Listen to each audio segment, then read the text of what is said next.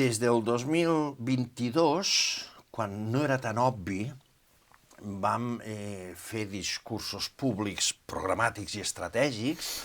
anunciant o advertint del creixement de l'extrema dreta, que pretén donar respostes fàcils a problemes complexos, no? I, per tant, assenyalar culpables de la degradació dels serveis públics, de la sanitat, de l'ensenyament, de l'habitatge, de la precarietat laboral, criminalitzant amb una part de la població, que estan arrenglerades amb aquest corrent global de l'extrema dreta, que bàsicament es caracteritza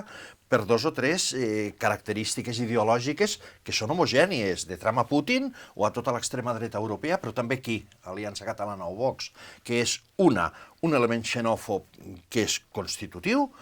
un altre és l'erosió del sistema democràtic en els seus principis, de representació, de pluralisme, etc., i un altre, l'erosió i la limitació dels drets. Mentre jo representi com a president aquesta entitat,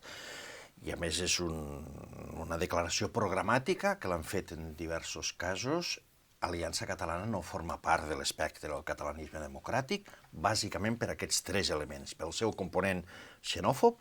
que atenta contra el que ha estat la fortalesa de Catalunya durant un segle i mig, una Catalunya integradora que treballa per la cohesió, etc., perquè erosiona els principis del sistema democràtic i perquè atenta contra els drets, que nosaltres volem ampliables al conjunt de tots els catalans i les catalanes. D'altra banda, no estem fent una declaració que sigui peregrina. Aliança Catalana no amaga les seves aliances internacionals. Aliança Catalana ha celebrat i s'ha fet fotografies amb Alternativa per Alemanya, amb el Front Nacional a França de Le Pen, ha estat al costat de Salvini o de Milei, ha donat suport a Hollande. Estem parlant d'un partit que les seves aliances internacionals ens diuen quina és la seva estratègia política. I Òmnium neix de la fortalesa de la història del catalanisme democràtic, fora de la qual sempre han conviscut,